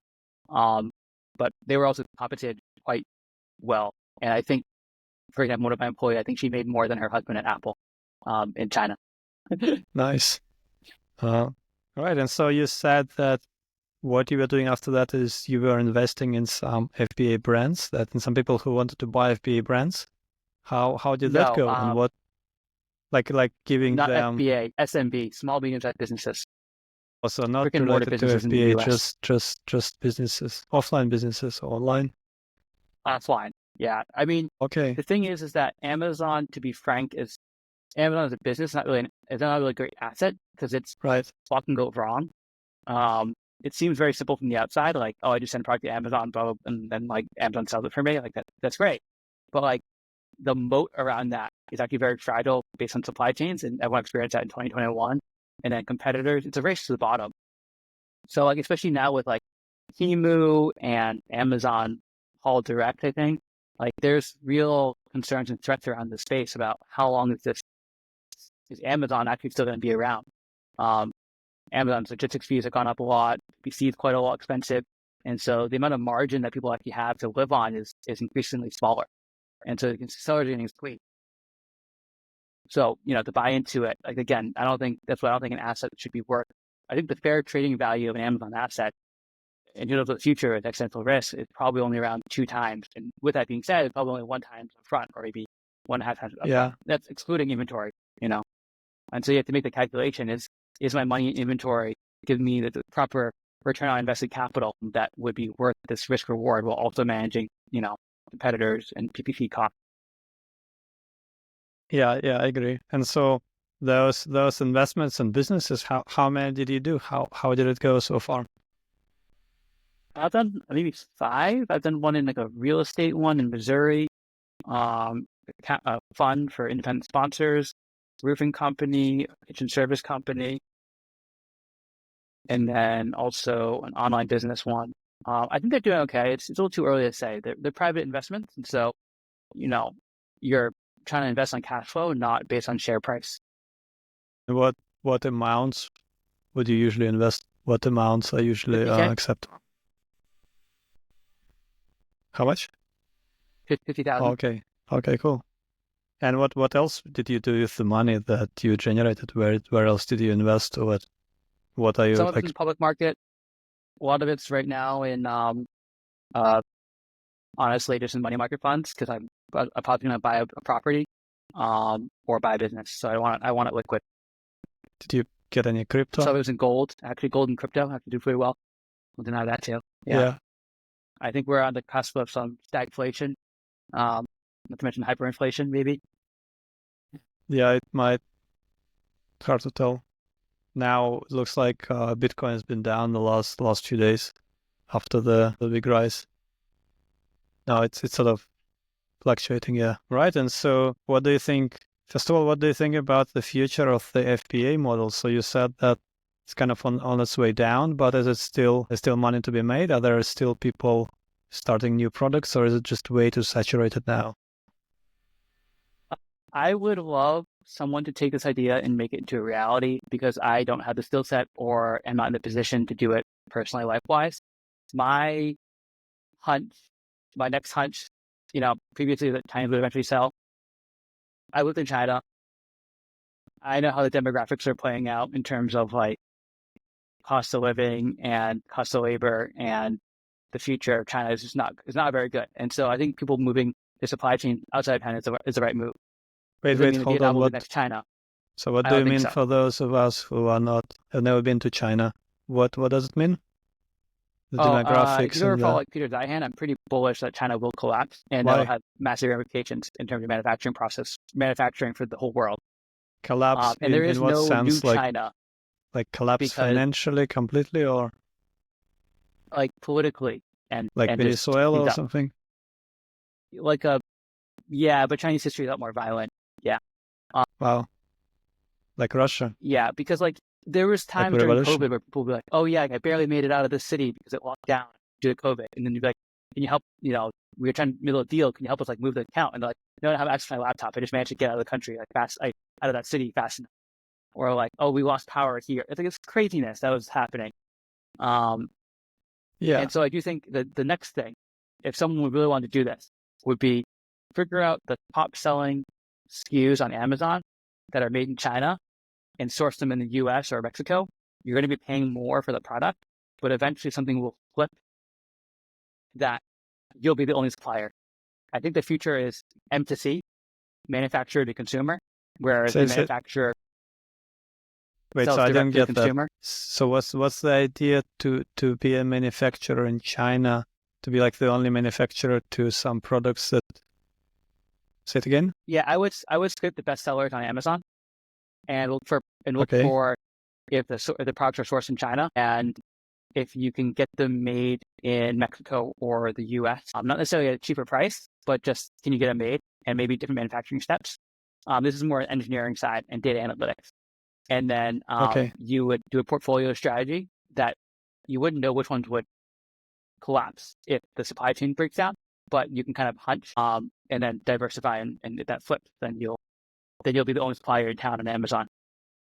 Oh, okay, that makes sense. But so why exactly do you think that supply chain breakdown, and what kind of timeline are you looking at that? So are you talking about politically mostly, or economically, or what are the biggest threats? The demographics?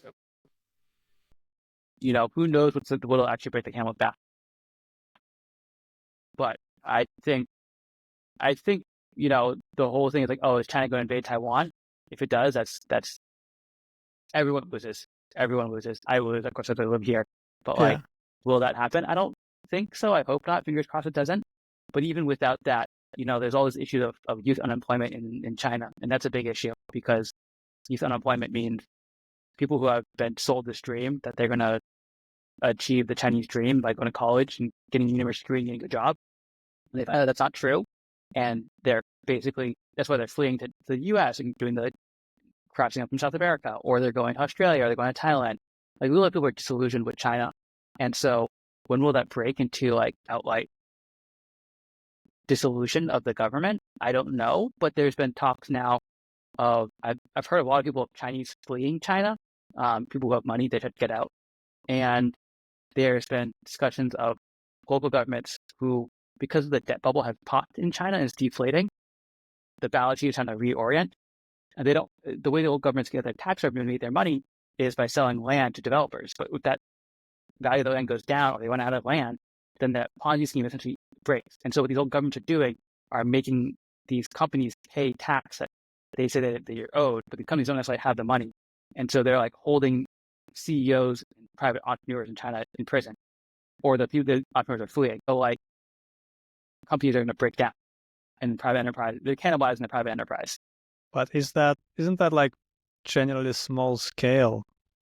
or you think it's really reaching some critical proportions, the amount of people fleeing and the businesses breaking down? Xi Jinping made Jack Ma disappear for 2 years. Yeah, that's true. But he was, he was the biggest, was like the richest person in China, and he spoke against the government publicly, right? So I'm sure that happens a lot, but does it happen in in enough proportion critically? Because similar things happened in the US. Not people weren't put in jail or disappeared. They were kind of canceled and they had to leave the Silicon Valley. There's a bunch of cases like that. I was just hearing the person who started the biggest defense contractor.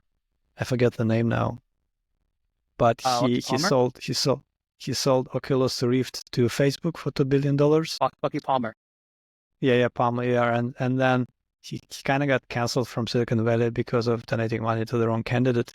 And he just had to pack up and leave. Nobody would invest in his startup. Nobody would work for him. Like, nobody would talk to him. So it's, it's kind of a similar thing in a way, except of course he wasn't put in jail or anything. But yeah. So that what happens. Yeah. I think in China it's a bit more scary and extreme how it can happen. Yeah, I think so. Yeah, I've heard stories of people, like our mutual friend Mike Michelini was telling us about the lockdowns, how bad it was, how and I've heard many other people kind of saying the same stories, that they just decided to leave China after that. The foreigners who lived in China for many years and just decided to like never go back because of the way they managed COVID. There's actually before COVID, the writing was on the wall. I mean, I left. The reason why I left was I could see the writing on the wall that the influencers were leaving China and propaganda was going up to unbearable levels. Like, it was already there, but it was carrying up to a whole new level. And there's actually someone in Chiang Mai now who was an American missionary. He was living in Xinjiang in Western Province. He got deported from China. So he's never going back. Like, it's scary. You get detained for 18 days and then you get released. You're never going to that country ever. It's never worth it. Yeah. It's scary, but also to be fair, like, you live in Taipei, and Taipei and China sort of have this hostile relationship. So you also sort of live in a bubble where the people would have a generally very negative view of China, right? Honestly, people in Taipei or Taiwan don't think they are concerned, scared of it, but like they don't think too much about it. Like, if the media makes out that the big bad wolf of China is going to come, but it also feels like it's the boy who cried wolf for 80 years. Yeah, but I feel like it's very unlikely. My sense of it, and I don't know enough about China, but like my sense of it is the Chinese leadership are very strategic and long-term thinkers. So it seems very unlikely that they would invade Taiwan, like, unless they thought that unless they have a very good reason to believe that it's going to go well, and that US is not going to get involved and it's not going to escalate or anything like that. Kind of like how all the things like the things we've done in Hong Kong, right? Defense. Like the changes we've introduced in Hong Kong, like they knew that nobody's going to get involved. Like no other country will. Surely they get criticized, but it's not going to escalate into any kind of international issue. But of course, Taiwan is nothing like that. Yeah, Japan would definitely get involved if there was an issue. Yeah. So it would be economically ruinous. China would have to spend all the military power. I think it's like more likely that we would get, in a few years when then the militaries will stop using like boats and fleets, and it will all become just swarms of like AI drone swarms, powered drones. Yeah, and then that might happen. You would have like 1 million drones flying from one side, 1 million from another side, and then like fighting it out in the middle of an ocean. That might be the future of war. Then that's all industrial capacity, and cool. Anyways, and so I have to get going, so we can wrap it up. So to wrap it up, what are your thoughts on the opportunities for the future in business? Are you seeing anything really interesting or worth looking into in that space of buying and selling businesses, or? Buying and selling businesses, the hot thing right now is SMB brick and mortars. I think Cody Sanchez has opened up a market, but also brought in a lot of people who probably should be buying businesses. I think it's really sad and unfortunate because people are getting laid off from their tech job or from their consulting job or whatever, and they feel that the American dream is passing them by, and their last strand of hope is to buy a business, a small business. And so they're going to use FBA 7A and lever up to buy it. But not everyone who I talk to, I feel, has the right personality to do that. And there are people who have gotten personally bankrupt buying businesses, especially during the internet days, on Amazon businesses. So I think it's a scary and fraught thing. And also it's actually kind of interesting because the economy is increasingly consolidated in the US, and what's consolidating is private equity. And the people who are desperate to continue to achieve the American dream are the ones who are also furthering consolidation. But that's just the way the world works, is that everything in capitalism trends toward monopolies. You look at Hong Kong, Canada, the US just had a longer time because it's a bigger country. So it doesn't end. So like you have local monopoly, regional monopoly, but then nationally it's not a monopoly yet. Whether that be for like an HVAC company or a lawn care company, right? So you have a lot longer runway before everything consolidates into fewer companies. But that's not necessarily good for labor. It's good for capital, but not for labor. And I'm not talking about like Marxist view. So you think the best opportunities are actually offline nowadays? Yeah. I think the best opportunities are offline. Yeah. Cool. That's a good way to wrap it up. Okay. Yeah. All right. Well, pleasure to chat with you, Jason, and till next time. Thank you. Yep. Thank you for having me on. And if anyone has any questions, would like to reach out to me, please feel free to. Yeah, I guess I can leave my email to Michael, and you can put it on the show notes to reach out if someone is interested in talking. Yeah, for sure. Or they can probably find you on social media. Are you on Facebook or Twitter or where, or LinkedIn? Actually, yeah, that's a good thing. The best way to reach out to me is on LinkedIn. All right, sounds good. I'll give my LinkedIn in the show notes. So. All right. Yeah. Cool. Till next time.